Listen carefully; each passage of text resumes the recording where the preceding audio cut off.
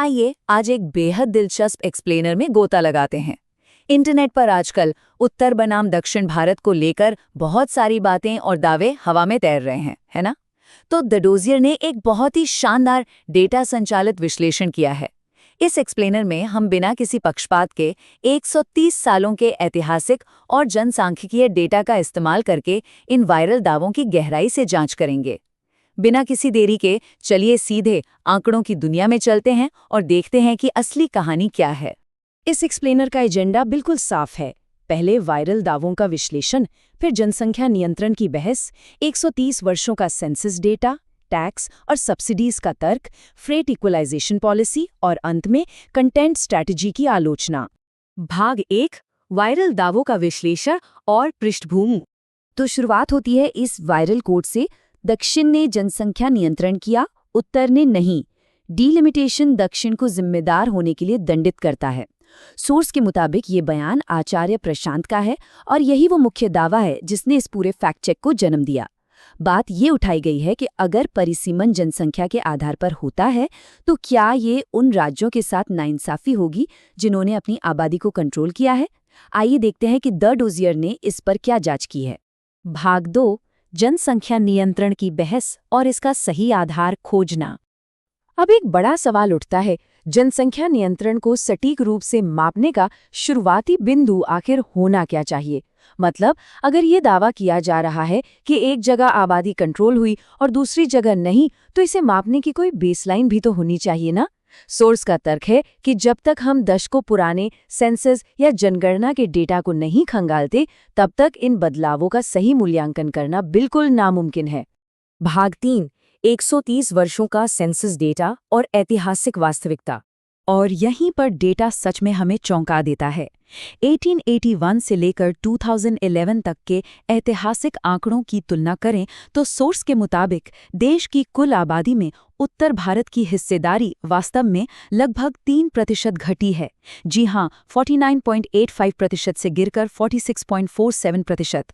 और वहीं दूसरी ओर दक्षिण भारत की हिस्सेदारी में 1% से भी कम की गिरावट आई है, 21.56% से 20.75% तक। तो जो एक नैरेटिव बना हुआ है कि उत्तर की आबादी लगातार बेलगाम बढ़ रही है, ऐतिहासिक आंकड़े उस पर एक बड़ा सवालिया निशान लगा देते हैं। अगर हम इन ऐतिहासिक यात्राओं को करीब से देखें तो एक बिल्कुल ही विपरीत तस्वीर सामने आती है। सोर्स स्पष्ट करता है कि दक्षिण भारत की जनसंख्या हिस्सेदारी 1951 में अपने अब तक के सबसे उच्चतम स्तर यानी पीक पर थी, लेकिन ठीक उसी समय उत्तर भारत की आबादी का प्रतिशत तेजी से नीचे गिर रहा था और 1971 में यह अपने सबसे निचले स्तर पर पहुंच गया। ये जनसांख्यिकी का एक ऐसा दिलचस्प पहलू है जिसके बारे में आमतौर पर कोई बात ही नहीं करता। चलिए अब संचयी जनसंख्या वृद्धि यानी क्यूमुलेटिव ग्रोथ के आंकड़ों पर नजर डालते हैं। द डोजियर का निष्कर्ष ये है कि इन 130 सालों की लंबी अवधि में सबसे कम ग्रोथ असल में उत्तर भारत में हुई है, जो कि मात्र 427% है। ये आंकड़ा न केवल दक्षिण भारत के 444% से कम है, बल्कि 465% के राष्ट्रीय औसत से भी काफी नीचे है। और सबसे ज्यादा वृद्धि वो पूर्वी भारत में दर्ज की गई है, जो 535% है। ये आंकड़े काफी कुछ साफ कर देते हैं। तो फिर उत्तर भारत में ये ठहराव आया कैसे? सोर्स ने इसका जवाब कुछ बहुत ही भयानक ऐतिहासिक घटनाओं में ढूंढा है। 1901 से 1921 के बीच उत्तर भारत ने भयंकर अकालों का सामना किया और 1918 के स्पेनिश फ्लू ने वहां भारी तबाही मचाई। इसका असर ये हुआ कि यूपी जैसे राज्यों में जनसंख्या वृद्धि दर नकारात्मक हो गई थी। लगभग 40 सालों तक इस पूरे क्षेत्र की जनसांख्यिकी एक तरह से पूरी तरह थम सी गई थी। भाग 4, टैक्स और सब्सिडी का तर्क और आर्थिक निर्भरता। अब आते हैं उस दूसरे बड़े दावे पर जिसका विश्लेषण सोर्स ने किया है। उत्तर भारत दक्षिण के टैक्स के पैसे पर जी रहा है। उत्तर भारत तेजी से दुनिया का स्लम बनता जा रहा है। ये एक बहुत ही भारी भरकम बयान है। दावा है कि दक्षिण भारत उत्तर भारत को आर्थिक रूप से पाल रहा है। द डोजियर ने इस आर्थिक निर्भरता वाले दावे को भी सीधे डेटा की कसौटी पर रखा है। और यहाँ सोर्स का जवाबी तर्क वाकई कमाल का है।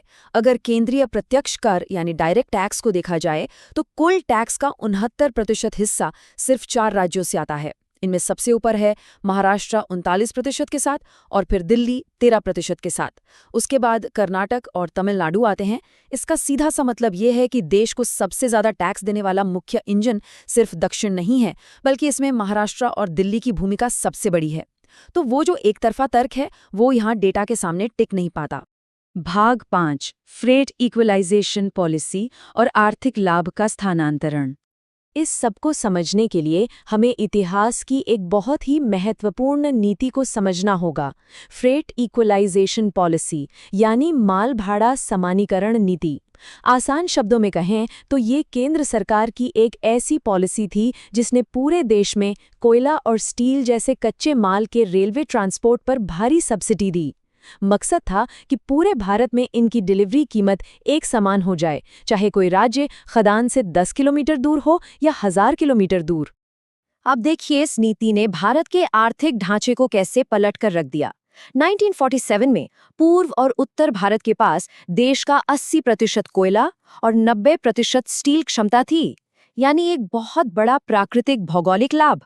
लेकिन 1952 में जैसे ही यह सब्सिडी वाली नीति लागू हुई, सोर्स का तर्क है कि अगले 40 सालों तक इस प्राकृतिक फायदे को पूरी तरह खत्म कर दिया गया, क्योंकि जब ट्रांसपोर्ट का खर्च सरकार उठा रही है तो नई फैक्ट्रियां वहां लगने लगी जहां बंदरगाह या दूसरी सुविधाएं थी, खदानों के पास नहीं। इस प्रभाव को समझने के लिए इन दो चौंकाने वाले ऐतिहासिक आंकड़ों पर गौर करते हैं। 1960 के दशक में पूरे भारत की कुल पंजीकृत फैक्ट्रियों का 25% अकेले बंगाल में था। लेकिन 1991 आते आते जब ये नीति आखिरकार खत्म हुई, तब तक बंगाल का इंडस्ट्रियल शेयर गिरकर सिर्फ 3.5% रह गया था, एकदम जमीन पर आ गिरा। सोर्स मजबूती से तर्क देता है कि पूर्व और उत्तर भारत में इसी भयंकर औद्योगिक पतन की वजह से ही दक्षिण और पश्चिम भारत के औद्योगिकरण को रफ्तार मिली। भाग 6 कंटेंट स्ट्रैटेजी की आलोचना और एल्गोरिदम फार्मिंग। अब जरा इस विशाल संख्या को देखिए, 19,590। द डोजियर की गणना के मुताबिक ये उस क्रिएटर के कई यूट्यूब चैनलों पर अपलोड किए गए वीडियो की कुल संख्या है, जिनके दावों का हम अभी विश्लेषण कर रहे थे। एक ही क्रिएटर द्वारा इतने सारे वीडियो, ये आंकड़ा सचमुच दिमाग घुमा देने वाला है। इतनी बड़ी संख्या को देखकर द डोजियर ने एक बहुत दिलचस्प सिद्धांत पेश किया है। सोर्स का मानना है कि ये कोई सामान्य आध्यात्मिक शिक्षा नहीं है, बल्कि पूरी तरह से एक एल्गोरिदम अनुकूलित कंटेंट फार्म चलाया जा रहा है। सोचिए, हर दिन औसतन लगभग 5 नए वीडियो अपलोड करना, और वो भी व्यूज़ बटोरने के लिए लगातार क्लिकबेट, सांस्कृतिक विवादों और आउटरीच ट्रिगर्स का सहारा लेना। सोर्स के अनुसार ये लोगों को भड़काने और व्यूज़ पाने का एक सोचा समझा बिजनेस मॉडल है। और इसी के साथ हम अपने एक्सप्लेनर के अंत में आ गए हैं, लेकिन जाते जाते ये एक बहुत ही गंभीर सवाल छोड़ जाता है। क्या आज के इस डिजिटल दौर में, जहां ऑनलाइन गुस्सा और आउटरीच बढ़ाने वाला एल्गोरिदम ही सब कुछ तय कर रहा है, वहां हमारे देश के इतने जटिल जनसंख्यांकीय और आर्थिक इतिहास की असली समझ कहीं खो तो नहीं रही? क्या इंटरनेट का शोर शराबा हमारे असली ऐतिहासिक डेटा पर भारी पड़ रहा है? ये हम सबके लिए गहराई से विचार करने का विषय है। इस एक्सप्लेनर से जुड़ने के लिए बहुत बहुत शुक्रिया।